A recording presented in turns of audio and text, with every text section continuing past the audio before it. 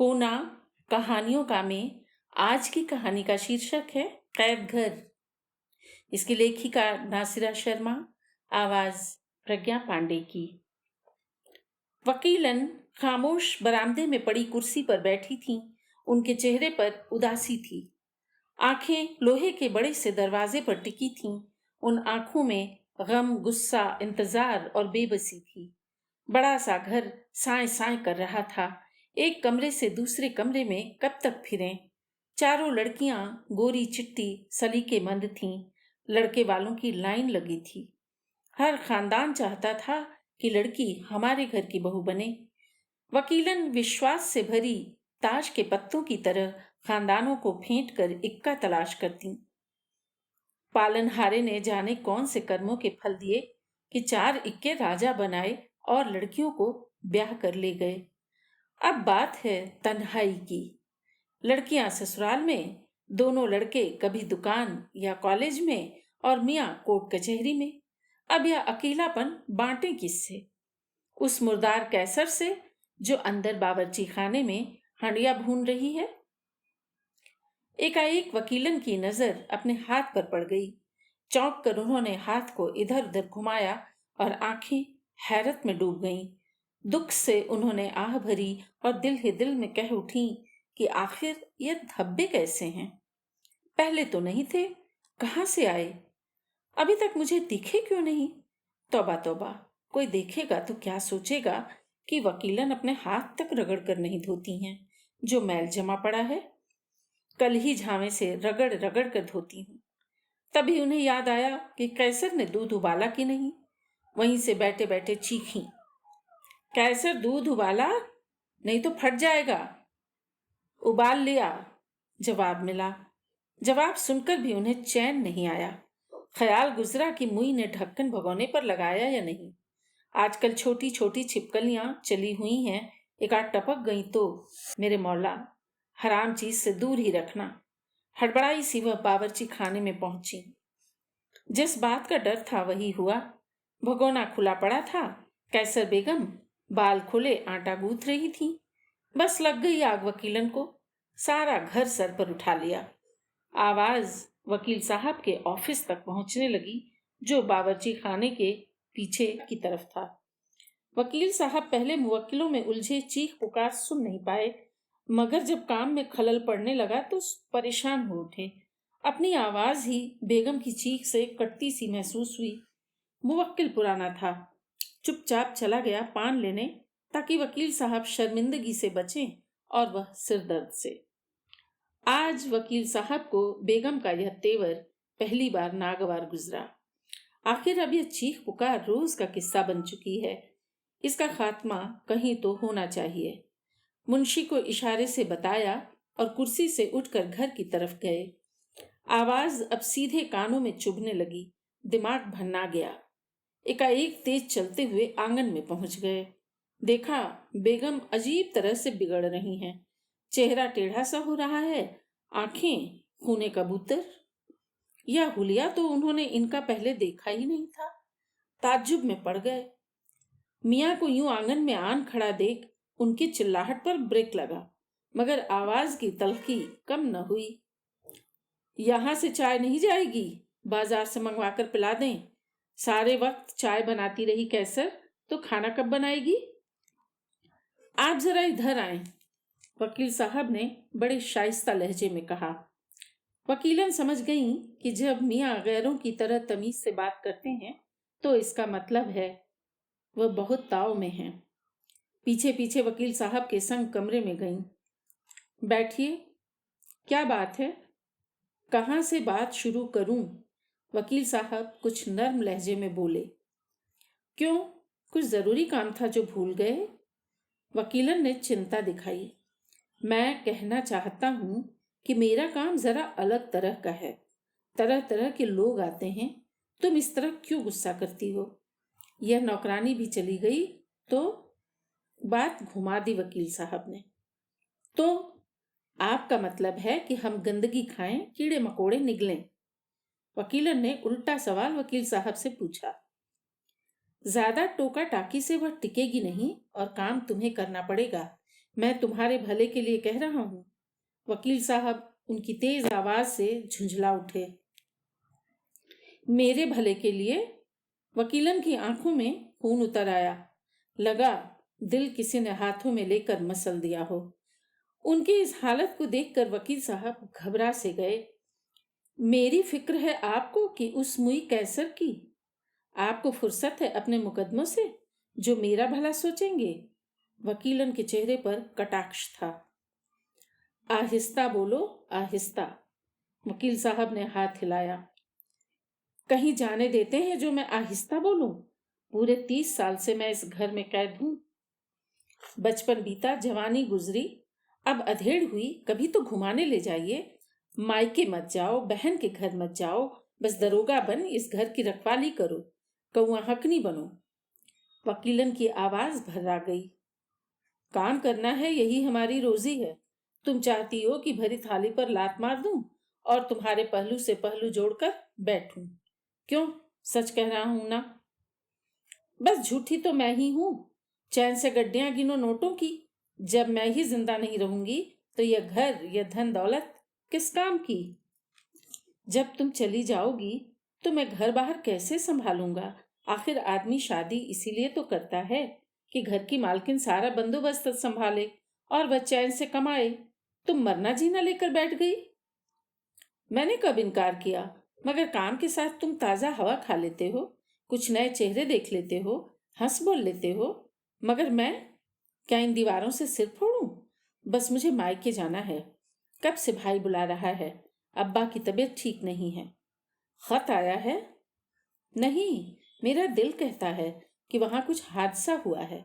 मुझे जाना है, चाहे मैं एक दिन के लिए ही जाऊं, मगर जाऊंगी जरूर। शुक्र कीजिए कि अभी आंखों की शर्म बाकी है जो इजाजत मांग रही हूं, वरना नाफरमानी करने में कितनी देर लगती है। चली जाना, सब इंतजाम कर दूंगा। सुन रही हूं पिछले 5 सालों से। कब आएगा वह मुबारक दिन जब मैं मायके जाऊंगी? मानती हूं, पहले जवान लड़कियां थीं, उनकी जिम्मेदारी थी, मगर अब किसको ताकूं, अपने को या आपको? बस बहुत हो चुका, मैं चलता हूं। अब जरा आप अपने को संभालें। सख्त लहजे में कहते हुए वकील साहब घर से बाहर निकले। खिसियाई से बेगम मसहरी पर टांग उठाकर बैठ गई। दिल में गुबार था जो कि शिकवों की शक्ल में उमड़ रहा था। दिल चाह रहा था कि किसी को पकड़कर पीट दें, क्या उठाएं जो पटक दें। अब उनकी झुंझलाहट का रुख अपने बड़े बेटे की तरफ मुड़ गया। उनको अपनी तन्हाई का एक ही तोड़ नजर आ रहा था, वह था बेटी की शादी। मगर वह भी तो शादी के लिए राजी नहीं होता है। जो लड़की दिखाओ उसी में बुराई निकालता है कि इसके बाल कटे हैं, उसके बाल लंबे हैं, यह दुबली है, वह फैशन बहुत करती है। अरे उसको कौन समझाए कि बाल छोटे बढ़ते भी हैं। कांटे जैसी सूखी लड़कियां फूलकर गुब्बारा हो जाती हैं। फैशन परस्त लड़कियां 2 बच्चे पैदा कर पोतड़े धोने में ऐसी लगती हैं कि सिर में तेल तक डालना भूल जाती हैं। अब मुझे ही देखो, कितनी हसीन लगती थी। बेदाग चेहरा था, गोरे गोरे हाथों पर लाल कामदार चूड़ियां कैसी गजब सी लगती थी। मगर अब यह धब्बे, या खुदा, तूने बुढ़ापों की मंजिल को इतना कठिन क्यों बनाया है कि आदमी अपना चेहरा देखकर डर जाए और आईना तोड़ दे। बाहर गेट पर मोटरसाइकिल रुकने की आवाज सुनकर वकीलन के चेहरे का भाव बदल गया। छोटा बेटा सल्लू ट्यूशन पढ़कर लौटा है। उन्होंने चेहरे पर हाथ फेरा, बालों को सिर पर समेटा ताकि उनके बेहाल होने का अंदाजा उसको ना हो। माँ की कमजोरी बच्चों को पता नहीं चलनी चाहिए, वरना माँ का एतबार बच्चों के दिलों में डोल जाता है। खासकर लड़कों के सामने तो कतई नहीं, वरना धौंस जमाने में यह असली मर्द की औलाद होते हैं। माँ का आंचल भूल बैठते हैं। अम्मा, कैसे चुपचाप बैठी हो? सल्लू ने कमरे में घुसते ही पूछा। बस अपने लाल का इंतजार कर रही थी। आज बड़ी भीड़ थी, मैं पहले नहा लूं? हाँ होगी जरूर, ऊपर से गर्मी। नहा लो जाकर। मैंने तो चाय भी नहीं पी, तुम्हारी राह देख रही थी। मेरी चांद जैसी अम्मा, बेटा माँ से लिपटा। दूध मंगवाती हूँ, अब ज्यादा दुलार नहीं। कह कहा मार कर वकीलन हंस पड़ी। वह बेटे का चेहरा देख निहाल हो उठी थी। बाल माथे से हटा उसको चूमा। तुम कितनी अच्छी लगती हो अम्मा, बेटे ने माँ के गाल पर प्यार किया। चल हट, बातें बनाना सीख रहा है, खुशी से खिल उठी वकीलन। सच, तुम जैसा मुझे कोई नहीं लगता है अम्मा, आपा भी नहीं। कहता हुआ लड़का गुसलखाने की तरफ बढ़ा। इस बात को सुन वकीलन संजीदा हो उठी और कुछ कुछ शंकित भी। बड़ी लड़की उनकी जवानी की तस्वीर कहलाती है। लड़का जो कहता है यही सच नहीं है। कई लोग और कह चुके हैं कि सुल्तान, तुम्हारे हुस्न पर कोई लड़की नहीं गई है। आखिर क्या है ऐसा मुझ में जो वकील साहब भी क्षमा पर पतंगा बने मंडराते रहते हैं। सभी कहते हैं कि तुम अपनी लड़कियों की बड़ी बहन लगती हो। और तो और, उस दिन मुए फकीर ने बड़े बेटे के साथ जाते हुए हाथ फैलाकर कहा था, अल्लाह जोड़ी बनाए रखे। खुदा की मार, वकीलन ठट्ठा मार कर हंस पड़ी। कमरे में दूध, चाय और नाश्ते की ट्रे लेकर घुसती कैसर ठिठक कर रह गई। उसने झिझकते हुए मेज पर ट्रे रखी और कमरे से बाहर निकल गई। उसकी समझ में कुछ नहीं आया तो उसने खुले बालों का जूड़ा बनाया और सिर ढका कि कहीं वह पीछे से आकर एकाएक चीख न पड़े। निगोड़ी काम के वक्त या अपने छुतड़े बांध कर क्यों नहीं रखती है, तभी तो खाने में बाल निकलता है। घबराई चकराई कैसर बावर्ची खाने में जाकर कुछ देर चुपचाप खड़ी रही, फिर सर झटक कर बर्तन धोने में लग गई। उसको आज 1 साल होने को आया इस घर में काम करते हुए, मगर वह वकीलन को अभी तक नहीं समझ पाई है। पल में तोला, पल में माशा। पिछले जुमेरात को 2 नए जोड़े बाजार से लाकर दिए और आज बिना बात के बिगड़ रही हैं। कई बार दिल में आता है कि काम छोड़ दे, मगर फिर सोचती हूँ कि बाकी लोग तो घर के ठीक हैं, पैसा भी ठीक मिलता है। कैसर, फटी सी आवाज दूर से वकीलन की कैसर के कान में गूंजी। फौरन नल बंद करके वह भागी भागी गई। देखो, 8 बज रहे हैं, खाना तैयार है?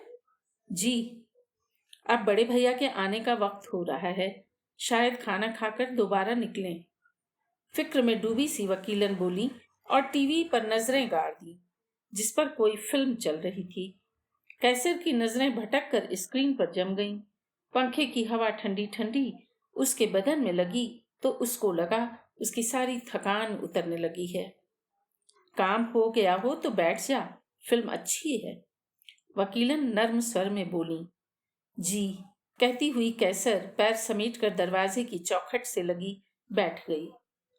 अरे अंधी मारी, पास आकर बैठ, जरा बदन में हवा तो लगने दे। प्यार भरी झिड़की दी वकीलन ने और नजरें टीवी पर गाड़ दी। घड़ी तेजी से भाग रही थी, रात के 10 बज रहे थे। वकीलन का दिमाग चल रहा था। मियाँ ऑफिस से, बेटा कंप्यूटर सेंटर से अभी लौटा नहीं था। उनका दिमाग फिर गर्म होने लगा। यह भी कोई जिंदगी है? बस घड़ी का मुंह तके जाओ, सुइयों को भागते देखते जाओ। मेरी सेहत इन्हीं बातों से गिरती जा रही है। वकील साहब समझते नहीं हैं, उन्हें तो बस मुकदमों से मतलब है। लोग उनकी तारीफें करते हैं, मुझे तेज तर्रार कहते हैं।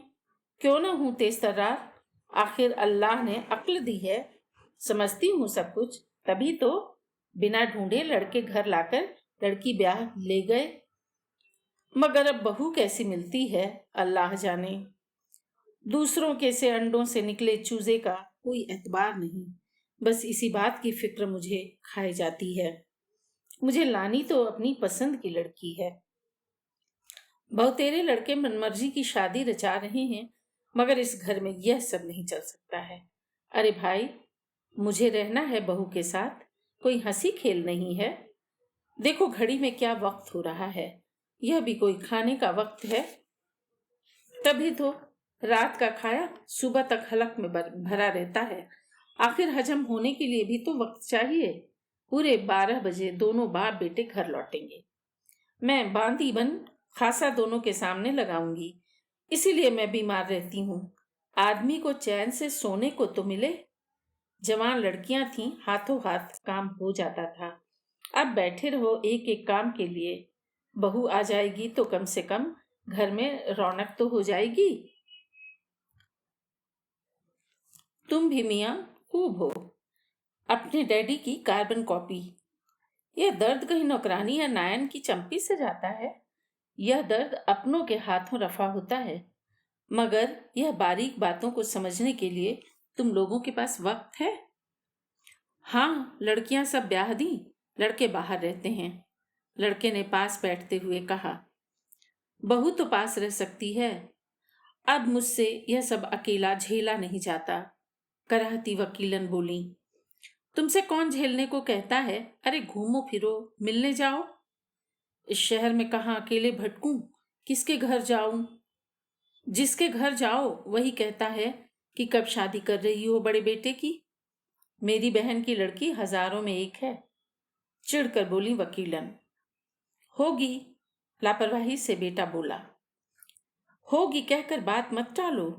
यह सब सुनते मेरे कान पक गए हैं, दिल घबराने लगा है। अब किससे कहूं कि बेटे को कोई लड़की ही पसंद नहीं आती है? वकीलन माथे पर हाथ मार कर बोली। तुम्हें बहू के लाने के अलावा और कोई बात नहीं सूझती है अम्मा? चिढ़ी हुई आवाज में बेटा बोला। क्यों, यह मेरी जिम्मेदारी नहीं है क्या? तुनक गई वकीलन। है, मगर कब तक जिम्मेदारी निभाओगी? थकी नहीं हो क्या? आराम करो, चैन की बंसी बजाओ। जब कोई लड़की पसंद आएगी तो मैं बता दूंगा, बस। लड़का हंसा। इतना कह देती हूं कि मैं अपनी पसंद की बहू लाऊंगी। अगर तुमने इधर उधर की उल्टी सीधी लड़की लाकर खड़ी कर दी तो मैं यह घर छोड़कर चली जाऊंगी, समझे? एकाएक उफन उठी वकीलन। अम्मा, भरोसा रखो, अगर आ गई तो अच्छी लाऊंगा, मगर यह बताओ जाओगी कहाँ? देखो, मैं कह देती हूँ, इसको मजाक मत समझना। मैं संखिया खा लूंगी, मेरी लाश पर उसको बिठाना। अल्लाह अल्लाह, यह घर है या मुर्गी खाना? हर मुर्गा अलग बांग देता है, जो है वह अपने रास्ते चलता है। आखिर मैं हूं क्या, पैरों की जूती? अम्मा, तुमको रहते रहते हो क्या जाता है? सब तुम्हारा ख्याल करते हैं, इज्जत करते हैं, फिर यह गुस्सा। यह ताज्जुब से पूछ बैठा बेटा। कोई परवाह नहीं करता मेरी। कोई नहीं समझता कि मैं इस घर में कितनी घुटती हूँ। मुझे आजादी चाहिए, ताजा हवा चाहिए। कहते कहते वकीलन रोने लगी। बेटे ने उदासी से मां के चेहरे को देखा और कहा, अब तुम्हें कैसे बताएं, कैसे समझाएं अम्मा? इतना कहकर वह सिर झुकाकर बैठ गया। कैसे कहता कि वह पिछले 4 वर्ष का नाता अनीसा से तोड़ आया है। इस संबंध को तोड़ते तोड़ते साल लग गया। कल उसका ब्याह है और अम्मा कहती हैं उनकी मुझे परवाह नहीं है। क्या माँ होकर वह नहीं समझती हैं कि थोड़ी बहुत आजादी सबको चाहिए? लोहे के दरवाजे के खुलने के साथ घड़ी ने 12 बजाए। कदमों की चाप को सुनते ही वकीलन ने जम्हाई ली और थकी थकी सी उठकर खाने की मेज पर जाकर बैठ गईं और वकील साहब की प्लेट में खाना निकालने लगीं। बेटे ने बाप की थकी चाल को देखा और एक लंबी सांस खींची, जैसे अपने को कैद से रिहा कर रहा हो।